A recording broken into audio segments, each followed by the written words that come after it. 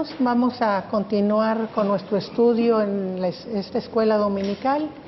Vamos a continuar. Habíamos visto en la clase anterior cómo Jesús, por medio del bautismo, se había sido iniciado en su ministerio y había sido ungido por medio del descendimiento del Espíritu Santo sobre él, ¿verdad?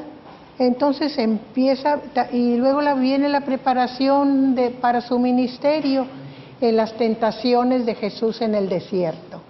Y ya en ese momento está listo para comenzar su ministerio, que lo empieza en Galilea, alrededor del lago de Genesaret, y luego, ya que ha estado predicando un poco por allí, pasa a Nazaret. Y en Nazaret vimos cómo coincide, porque así lo tuvo destinado Dios, la lectura del profeta Isaías con el anuncio de la venida del Mesías, ¿verdad? Y entonces él dice algo que es muy especial: este día se ha cumplido delante de vosotros esta escritura. Vamos a continuar esta mañana con el capítulo 4, ahí donde nos quedamos, versículo 20.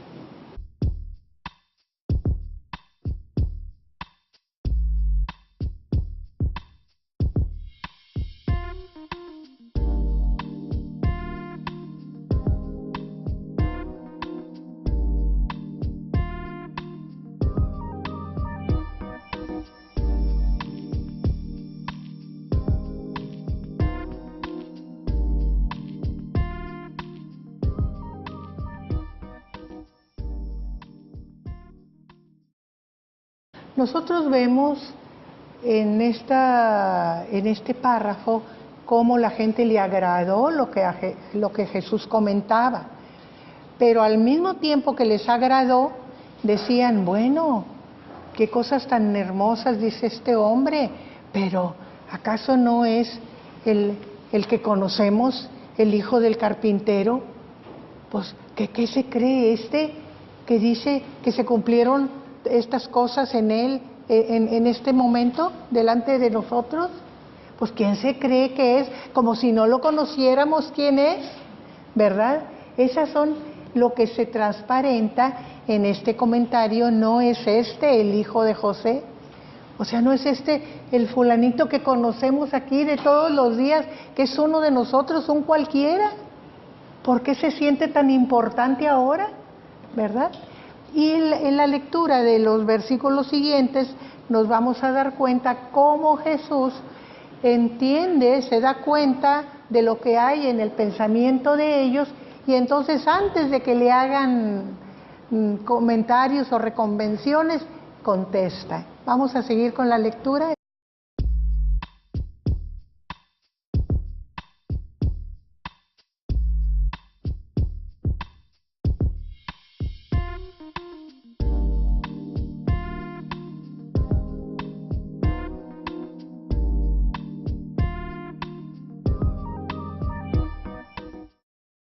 Entonces, como les decía, Jesús se adelanta a las críticas o a los comentarios o a las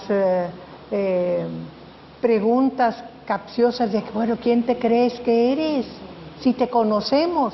Entonces les dice: estoy seguro que ustedes me van a aplicar el refrán: médico, cúrate a ti mismo, que quiere decir, no veas la enfermedad de los demás, ve en ti mismo. Y aquí se estaba refiriendo al hecho de que él había estado atendiendo y curando enfermedades en todas las poblaciones vecinas. A ver si haces lo mismo aquí entre nosotros, aquí donde te conocemos. ¿Acaso no somos igual de importantes nosotros que todos los demás lugares en donde has estado? Eso es lo que está detrás de este comentario que hace Jesús. Y Jesús ve que ellos les agradan sus palabras porque esperan el que todos los enfermos de Nazaret sean curados. ¿Cómo no va a curar a todos si él es de ahí, si sus parientes están ahí, si sus vecinos están ahí? Y entonces hay detrás el motivo por el cual Jesús curaba. ¿Por qué curaba Jesús? ¿Nada más por hacerse notorio? No, lo curaba porque aquellos que se acercaban a Él con una fe vacilante podían ser afirmados en su fe con aquella demostración de poder que Él les hacía. Entonces eran asegurados en la fe. Pero ¿encontraba Él esa fe en Nazaret? ¿O era un interés el que tenían? ¿Verdad? Era un interés. Entonces, por eso Él les dice, de cierto les digo, que ningún profeta es acepto en su tierra. O sea, si te conocemos, si sabemos quién eres, ¿cómo nos vienes ahora con que muy profeta y muy hijo de Dios y muy enviado del Señor? Si te conocemos que eres el hijo del carpintero, ¿verdad? Entonces Jesús va a decirles de una manera indirecta la razón por la cual allí no va a actuar. Y vamos a seguir con la lectura.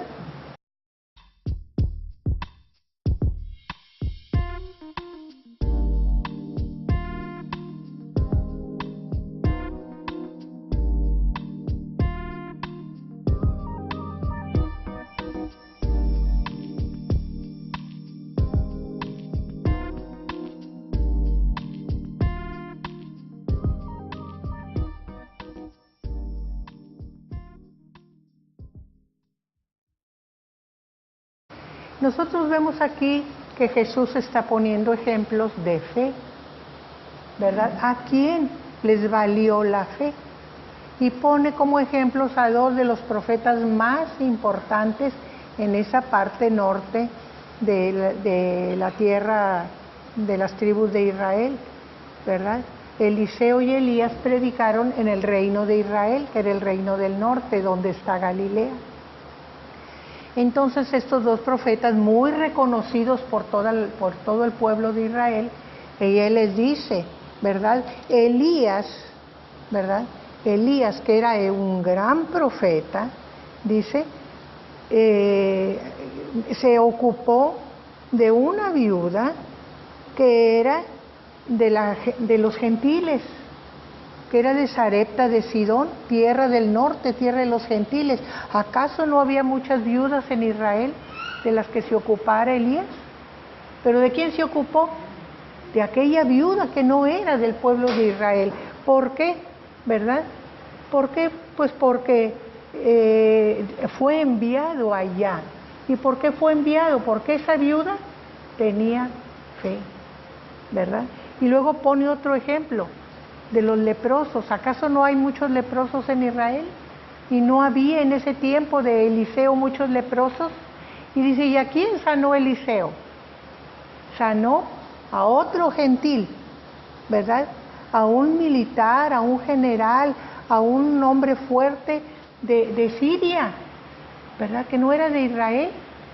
Y peor aún, del pueblo que era enemigo de Israel, que le hacía la guerra a Israel y que se llevaba a sus habitantes para hacerlos siervos. Porque se acuerdan que aquel hombre que era Naamán el sirio, que era el primero delante de su rey, tenía lepra. Y entonces la muchachita de Israel que se habían llevado prisionera y que les ayudaba, le dice a la señora, señora, si el amo fuera al profeta que hay en Israel, lo sanaría de su lepra. Ella, la sirvienta, la esclava, la sierva, le dice a la señora, si fuera, lo sanaría de su lepra. Y está la fe del hombre que va con el rey y le pide permiso y va a Israel. Y como cree que el de más importancia debe ser el rey, va con el rey y el rey rompe las vestiduras y dice, ¿acaso me quieres perjudicar y quieres que yo aparezca mal delante de Dios? Ve con el profeta, yo no, yo conmigo no, vete. Entonces va con el profeta y es sanado de su lepra. Y fíjense, un enemigo, un general que guerreaba contra Israel y se llevaba a la población para hacerlos siervos. A ese sana Eliseo. ¿Pero por qué? Porque tenía fe. en que había poder de Dios en él. Y cuando es sanado, le dice a Eliseo, Naamán, le dice que no tome el Señor Dios, ¿verdad?, a mal, cuando yo me tenga que inclinar con mi rey, porque cuando él ofrece sacrificio yo tengo que sostenerlo, y si me inclino no es porque me esté inclinando delante del Dios, sino porque es mi obligación con el rey. Fíjense, hasta eso se prepara para que no se le tome como pecado aquello que tiene que hacer por obligación, pero que en él no se va a inclinar, sino va a reconocer al Dios de Israel, ¿verdad? Entonces Jesús les pone estos ejemplos para que vean a quién se le hacen los milagros: a los que tienen verdadera fe, ¿verdad? Y como allí no encontró fe, entonces ahí no hace ningún milagro. Vamos a seguir con la lectura.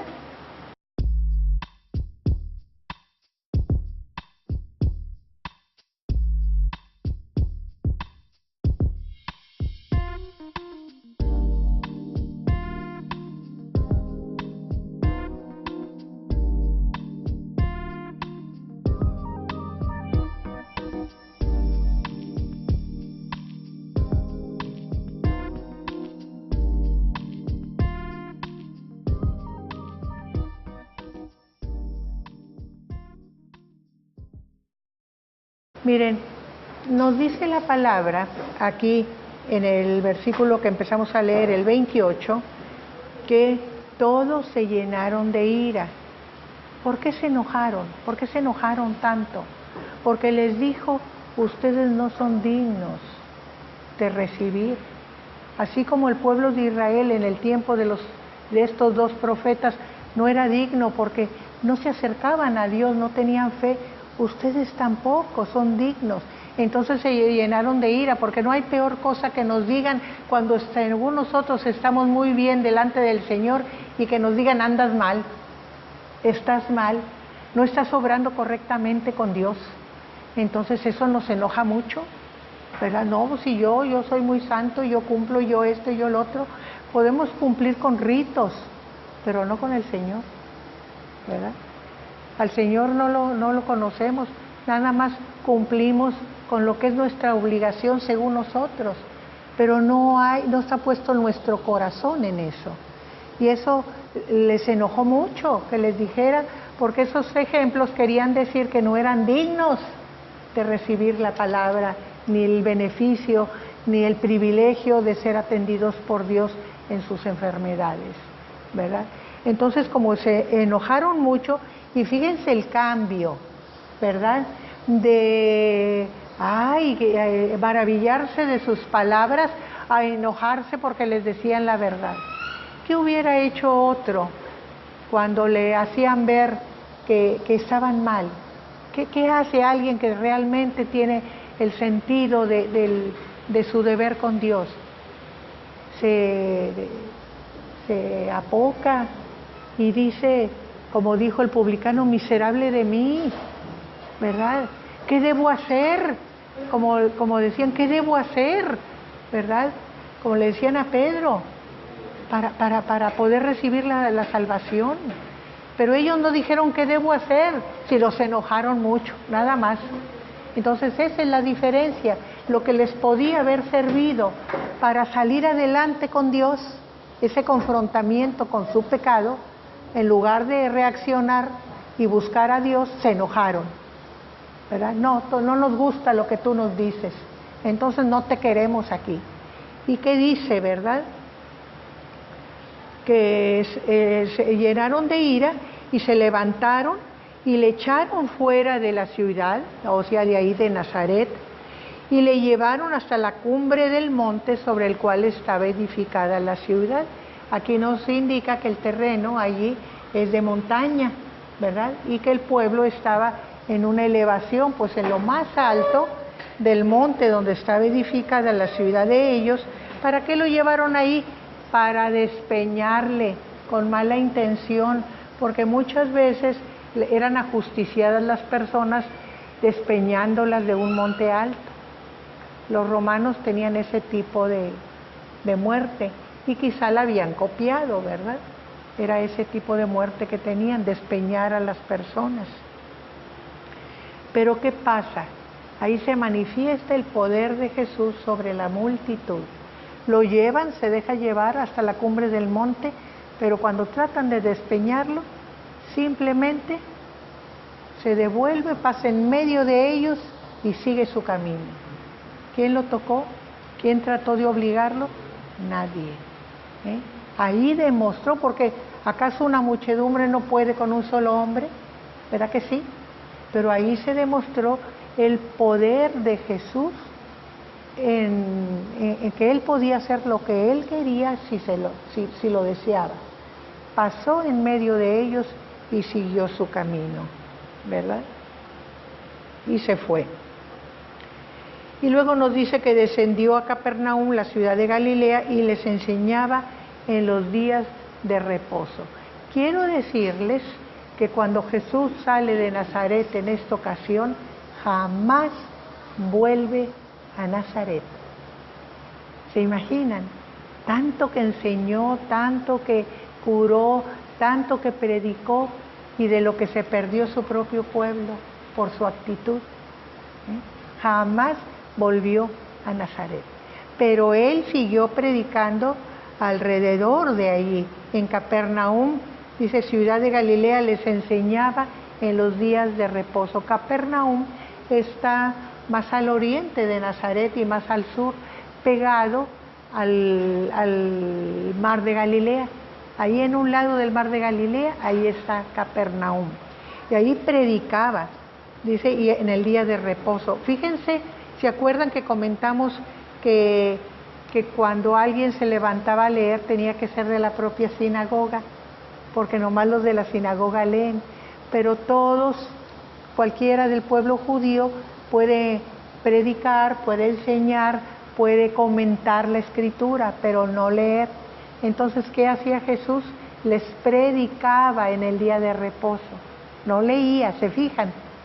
Les predicaba, sí. Muy bien. Y se admiraban de su doctrina porque su palabra era con autoridad. Y estaba en la sinagoga. Bueno, aquí vamos a seguir con la lectura.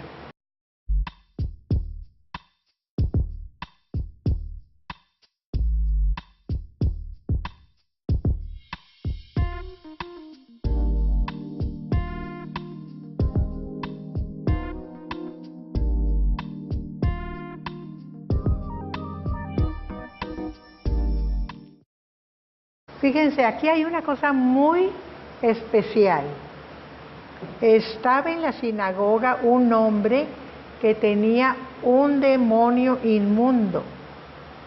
A veces podemos pensar que en la sinagoga, en la iglesia, solo hay gente de buen natural, que tiene el Espíritu de Dios en él, pero aquí nos dice que aún allí podemos encontrar gente con un mal espíritu, ¿verdad? Había un hombre con un espíritu inmundo, ¿verdad? Allí.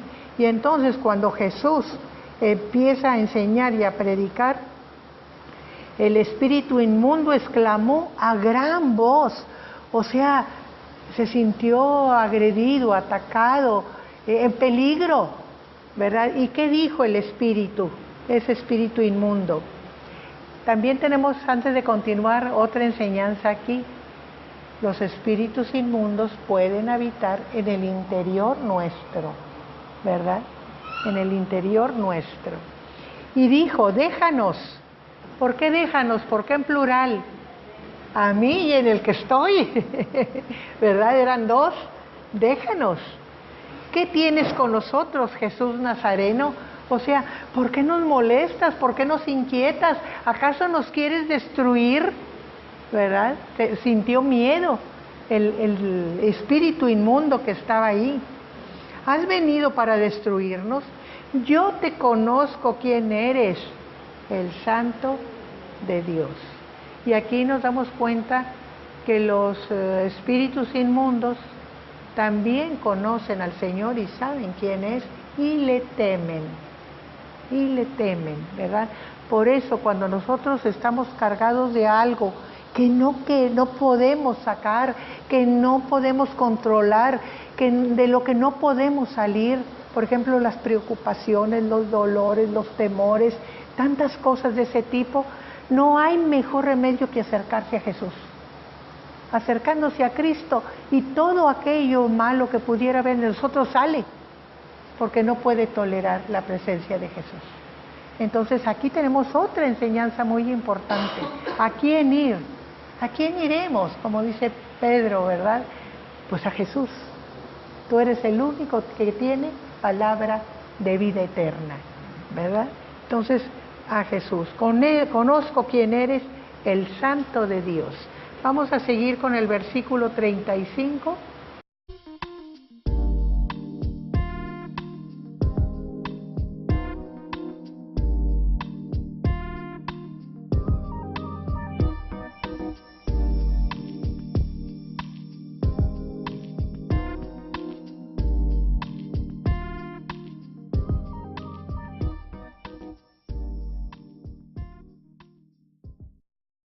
Entonces dice que Jesús, fíjense que muchas personas en ese tiempo que se dedicaban a sacar, según esto, espíritus inmundos, hacían un montón de actividades y de rezos y de hechos y de magias y ungían y mucha actividad para sacar un demonio. ¿Qué hace Jesús? Dice, le reprendió, su palabra nada más, le reprendió diciendo, cállate, o sea, no estés hablando, no estés diciendo, yo no tengo nada contigo, cállate y sal de él. Fue todo, cállate y sal de él, porque no quería tener contacto. Jesús no tiene contacto con los demonios, ¿verdad? Sal de él, una orden precisa. Y fue todo. Entonces el demonio, derribándole en medio de ellos, salió de él y no le hizo daño alguno.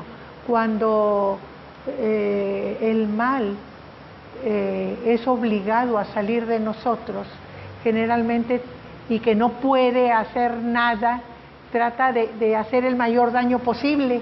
Por eso lo derriba, tratando al último, algún daño le hago, ¿verdad? Lo derriba, pero dice que ni siquiera eso logró hacerle daño, ¿verdad? Porque nos dice, ¿verdad? Salió de él y no le hizo ningún daño.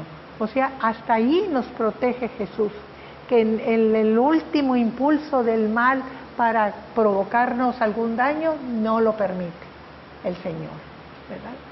Entonces esto es muy interesante. Y la gente que estaba presente y que estaba viendo todos estos hechos se maravillaba, porque decía, ¿verdad? ¿Qué palabra es esta que con autoridad y poder manda los espíritus inmundos y salen? O sea, ¿qué autoridad tiene que con su sola palabra le obedecen y hacen lo que él dice y salen? Y entonces, a causa de esto, ¿verdad? Su fama se difundía por todos los lugares de los contornos. Si ustedes se dan cuenta, en Nazaret hubo incredulidad, no hubo nada, pero alrededor de Capernaum, todos los contornos se iban dando cuenta de la fama de Jesús, conociendo a Jesús y sabiendo el poder que había en él, ¿verdad? Vamos a seguir con el versículo 38.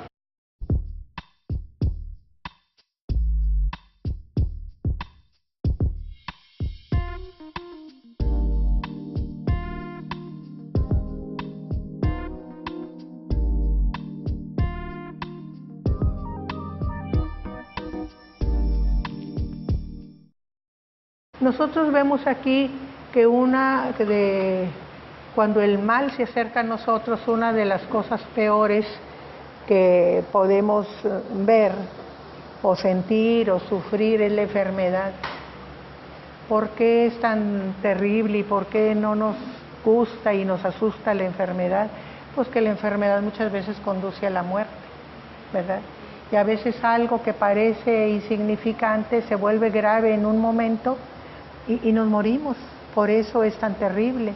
Todos sabemos a veces de que un resfriadito cualquiera de repente con el menor motivo se vuelve una neumonía y no te la atendiste a tiempo o fue fulminante y ahí quedaste, ¿verdad?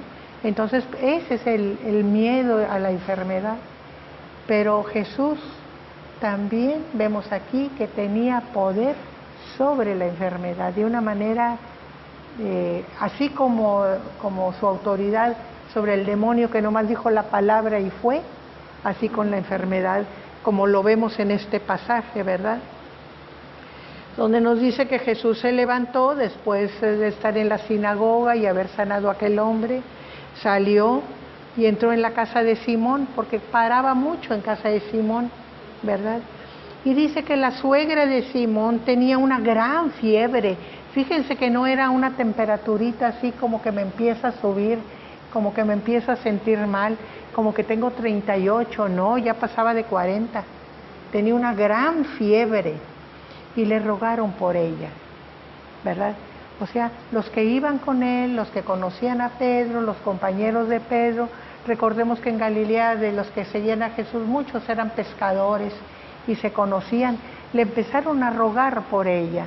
O sea que había no uno, sino mucha gente rogándole a Jesús por la suegra de Pedro, ¿verdad?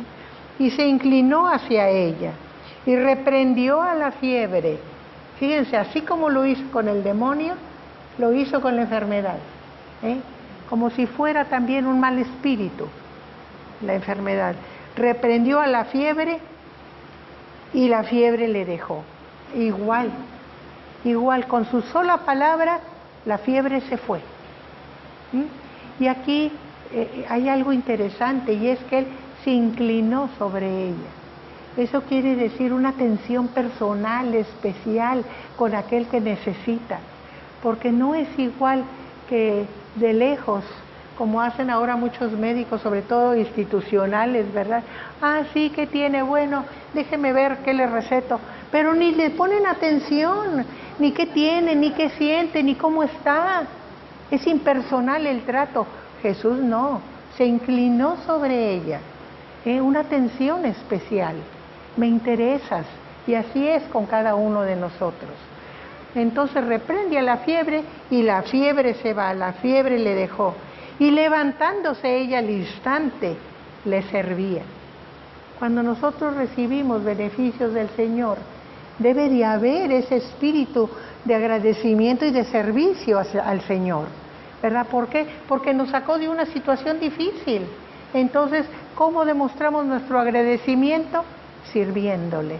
Por eso somos más dispuestos, después de que hemos pasado por pruebas difíciles, más dispuestos a servir al Señor en lo que nosotros sepamos, en lo que podamos, en lo que se presente, ¿verdad? Pero esa disposición de servir.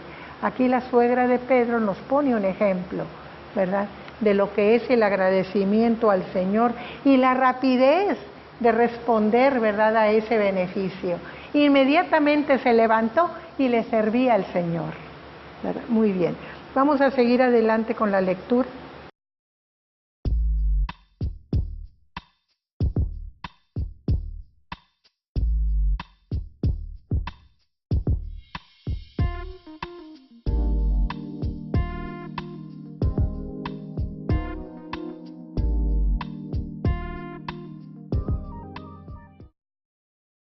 Fíjense, los días de Jesús eran bastante atareados, bastante cargados. Lo vemos en la mañana en la sinagoga, sanando a aquel hombre del espíritu inmundo, y luego lo vemos cuando va a comer en la casa de Pedro, sanando a la suegra de Pedro, y luego ya lo estamos viendo y dice que muchos eran sanados, ¿verdad? Al anochecer, o sea, todo el día ocupado en su ministerio, todo el día. Al ponerse el sol, todos los que tenían enfermos de diversas enfermedades los traían a él. Se supone que a las 6 se acaba el día para el judío y ya no hay más trabajo, es descanso, es ir a hacer el sacrificio que se hacía a las 6, estar en la oración, recogerse. es el momento ahora para los cristianos del Ángelus, las 6 de la tarde, cuando el reposo llega. Es la hora en que los trabajadores del campo dicen hasta aquí, guardan sus aperos de labranza y le dan gracias a Dios por el día. Eso es lo que significa el Ángelus. Era la hora, esa hora, al ponerse el sol, las 6 de la tarde. Y se había acabado el trabajo para Jesús. Le traían muchos enfermos para que los sanaran, de diversas enfermedades. ¿Y qué hacía él? Les decía, no, ya es mi hora de descanso, vengan mañana. No, ¿verdad?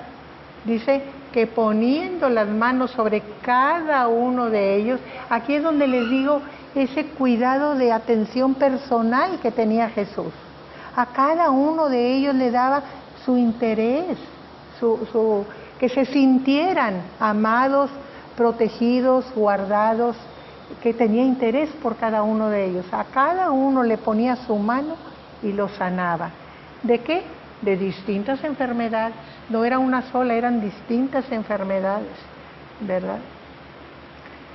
Y también dice, salían demonios de muchos dando voces diciendo, tú eres el Hijo de Dios. Pero él los reprendía. ¿Por qué los reprendía? ¿Por qué no quería que hablaran? Una, porque ya les dije, él no tenía trato ni contacto con los demonios. No le interesaba, no quería nada con ellos.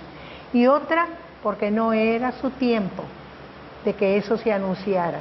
Primero tenía que ser la preparación del pueblo, la enseñanza, el testimonio de su poder, el que entendieran lo que Dios era realmente, porque en Él estaban viendo a Dios, ¿verdad? Primero era eso, y luego era su testimonio final de que Él era el Hijo de Dios, ¿verdad? Por eso no quería que se le anticiparan, ¿verdad? Entonces no los dejaba hablar, salían, ¿verdad? Salían los demonios, ¿verdad? Porque sabían, los demonios sabían que Él era el Cristo. Y aquí hay esa otra enseñanza, ¿verdad? De que no es que el demonio no sepa de Dios ni de Cristo, bien que sabe, pero está del lado contrario. Es como cuando nosotros sabemos hacer el bien, pero hacemos el mal, ¿verdad? ¿Cuántas veces estamos bien enseñados en hacer el bien, en todo, pero no lo hacemos?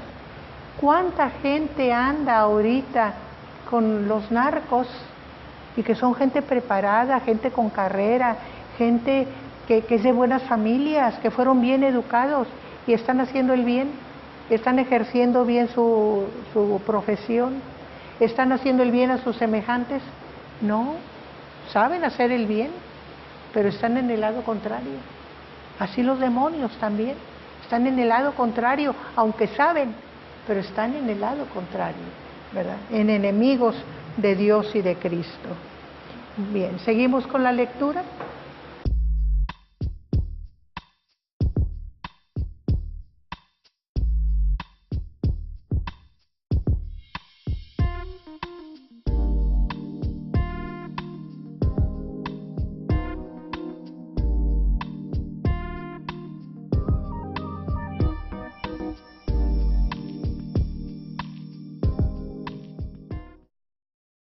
Si nosotros vemos en este pasaje, notamos la diferencia entre la actitud de la gente, que la gente tuvo en Nazaret, de oírlo y maravillarse de sus palabras, pero no gustarle la enseñanza que les estaba dando y lo que los estaba haciendo entender, ¿verdad? Y la forma, la actitud de las personas de alrededor de Capernaum, ¿verdad? Que recibían su palabra, se interesaban, se entregaban, querían que estuviera con ellos, no lo querían dejar ir. ¿Ven la diferencia? Allá nos molestó lo que dijiste, no queremos aceptar lo que dijiste, vete de aquí y te queremos hacer daño. Y en cambio acá, en Capernaum, todo mundo quería estar con él, todo mundo quería que se quedara con ellos, ¿verdad? Ay, no lo dejaban ir. Por eso dice aquí, ¿verdad?, que cuando ya era de día se fue a un lugar desierto y la gente le buscaba, y llegando a donde estaba le detenía para que no se fuera de ellos. No vaya a ser que después de orar se vaya a otro lugar y lo perdemos. Entonces iban y lo buscaban y lo querían retener. Pero ¿qué les dice Jesús? Es necesario que también a otras ciudades anuncie el reino de Dios, ¿verdad? El evangelio del reino de Dios, porque para eso he sido enviado, ¿verdad? Entonces era muy importante para Jesús que ellos entendieran su ministerio. Sí, yo estoy muy contento con ustedes, estoy muy satisfecho con su manera de reaccionar y su deseo de aprender, pero también otros necesitan. Hay que ir también a enseñar a otros que tienen la misma necesidad de ustedes, porque yo para eso he venido.